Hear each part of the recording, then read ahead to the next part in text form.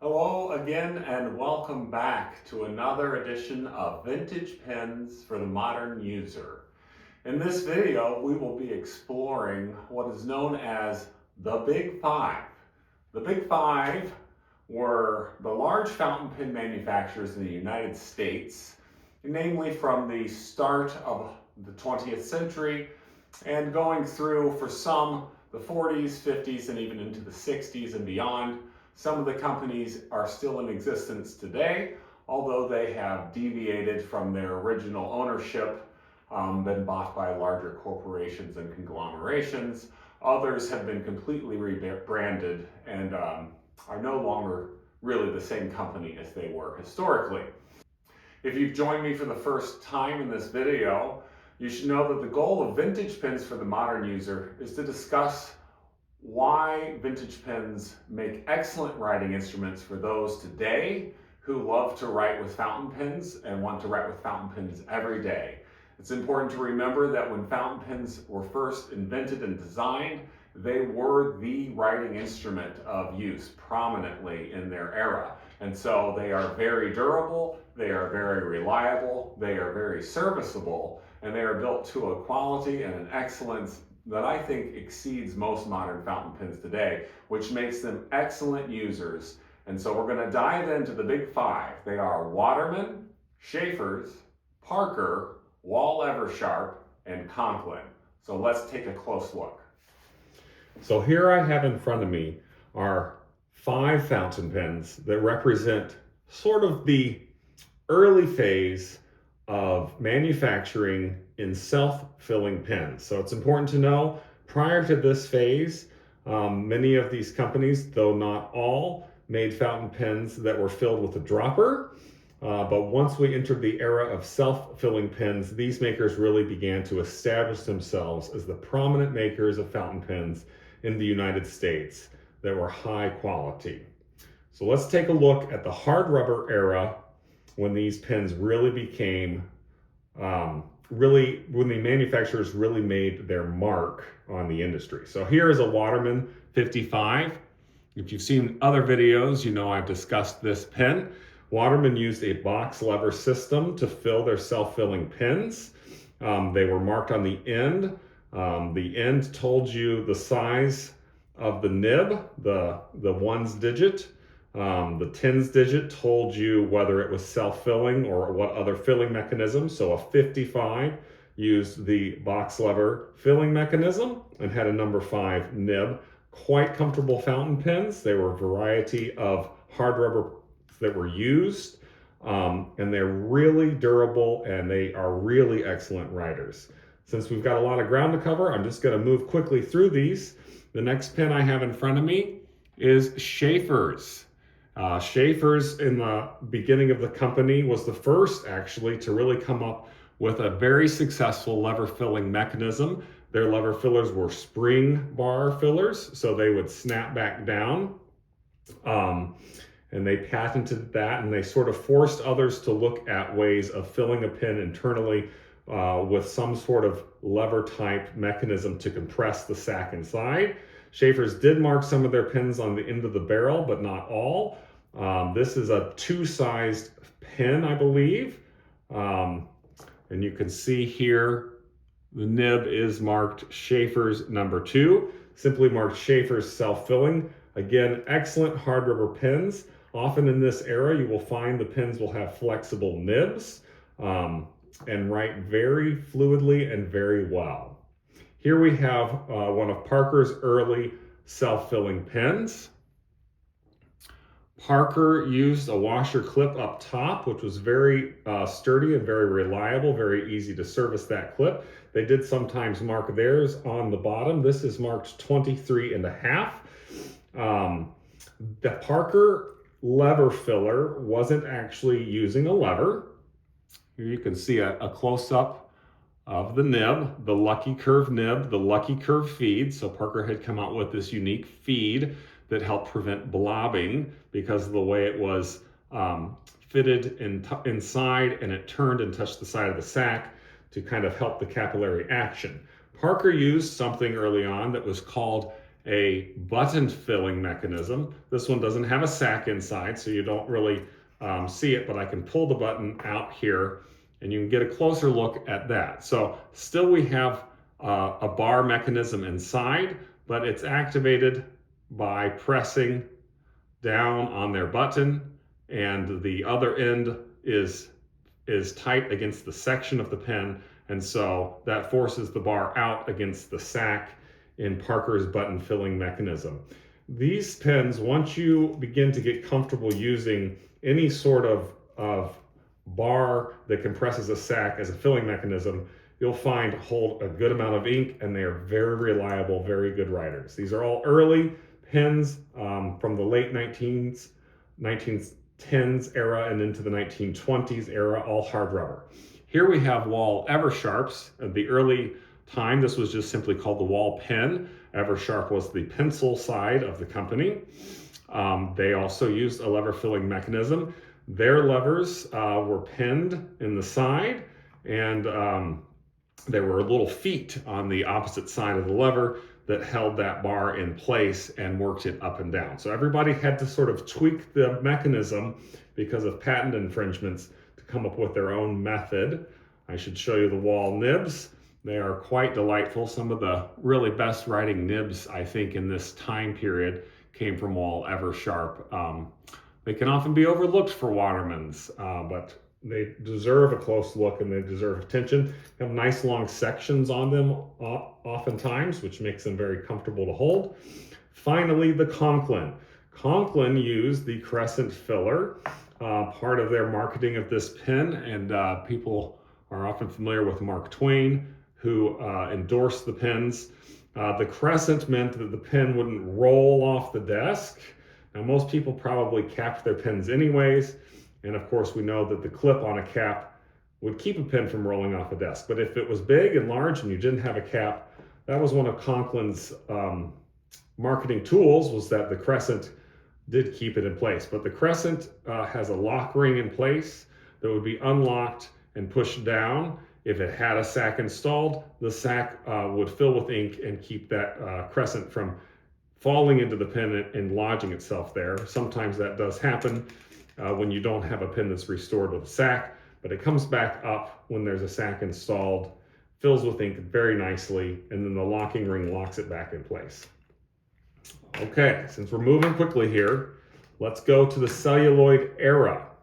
All these pen makers got into the celluloid era, some of them quicker than others. Go straight in order again, and I'm advancing through periods here. Some of these are easier to find than others. So Watermans came out with the 94 and the 92. These eventually became even celluloid pens such as the Waterman 3, 3A, etc. But you can see we have nice marbled celluloid here. There were a couple different colors and patterns, so we've moved into more expressivity in terms of the look of the pen. Still using the box lever. Waterman's modified the look of that lever a little bit, but it's the same basic principle. Sometimes these nibs have really beautiful and really easy to use nibs that have a keyhole breather hole, which is quite elegant.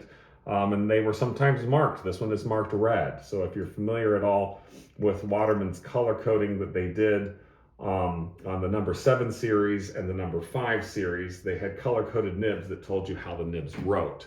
And so that even continued into the celluloid era. Here we have later Parker Duofold that was streamlined.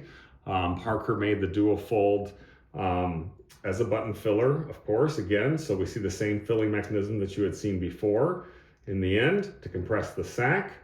So the Duofold era and similar pens from that era, very well designed, very well built, very usable, very comfortable in the hand. Schaefer's went into a streamlined design called the Balance. The Schaefer's Balance, still using Schaefer's patented lever filling mechanism, spring loaded.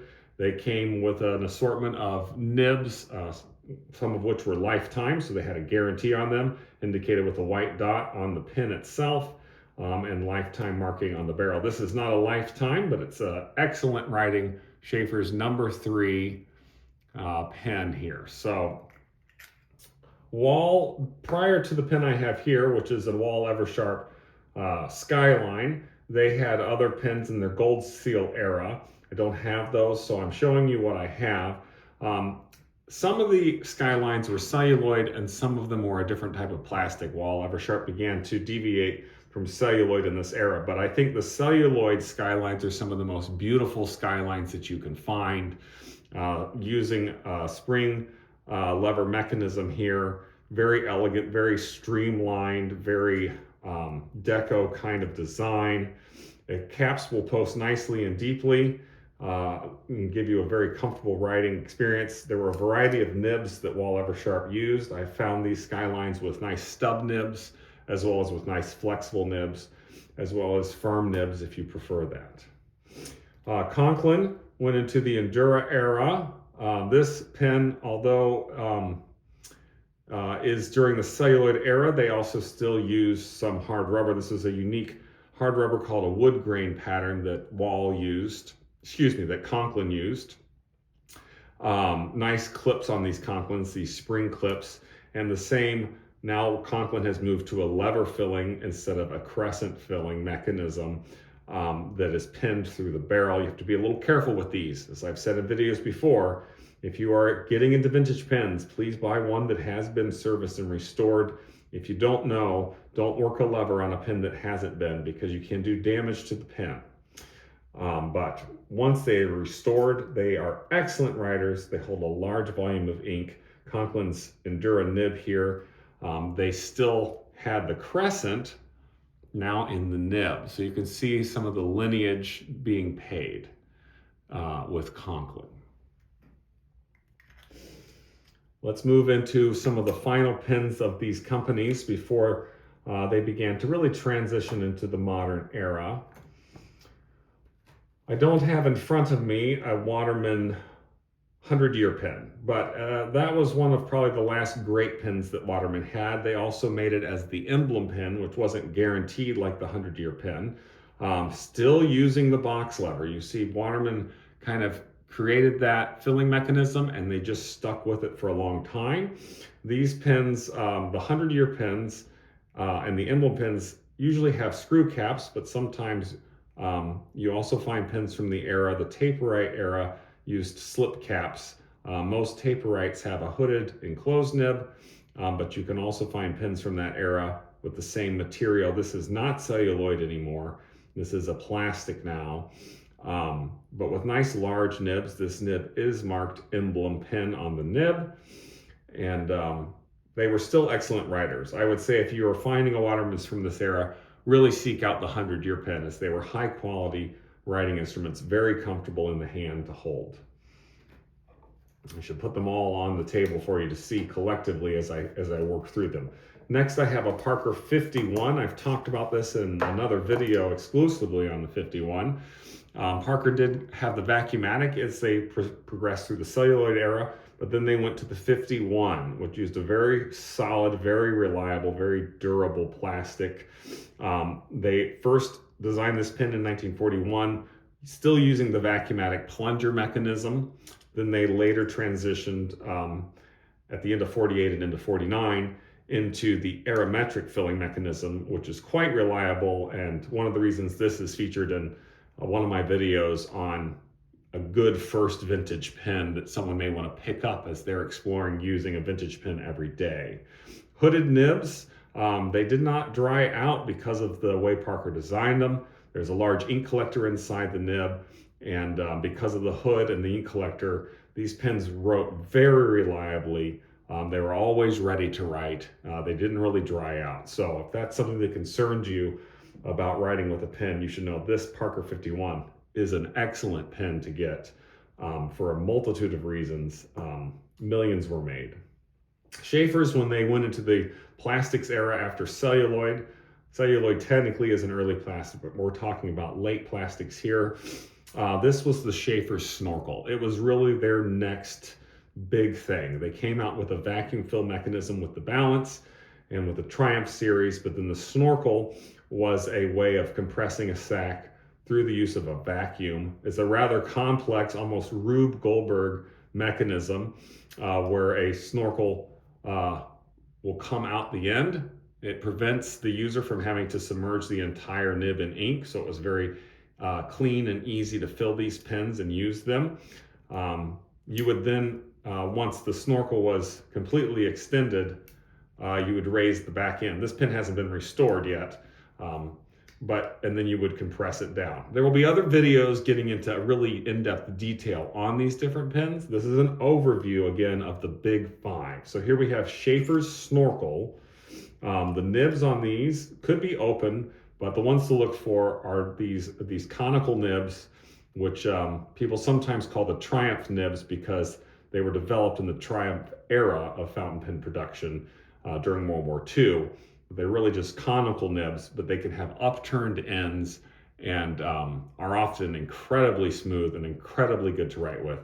Because of lifetime warranties, makers like Sheaffer did not make a lot of flexible pens at this point. They can be found, but as a result, their firm nibbed pens are really tuned and really smooth and really exceptional writers. So a bit of a complex filling mechanism. Again, another video can explore that.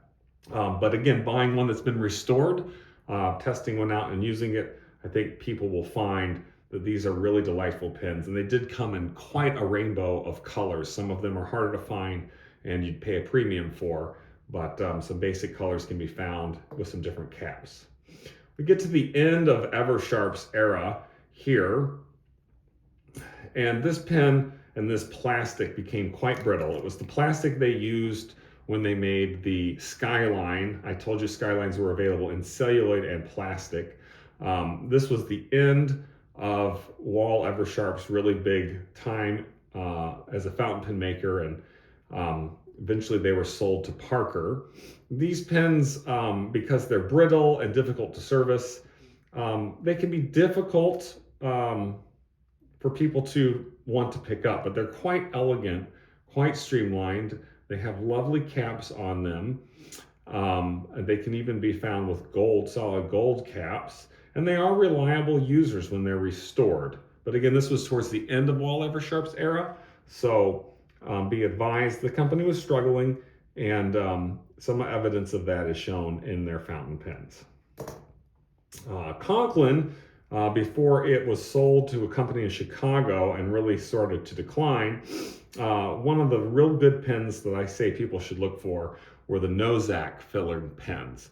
So if you are a modern user and you use a modern pen that has a piston filling mechanism, you would be very comfortable picking up a Conklin Nozak and using it, because it is the American pen that uses a piston filling mechanism. When I twist the piston on the back, this one's a little dry and stiff, but it has been restored.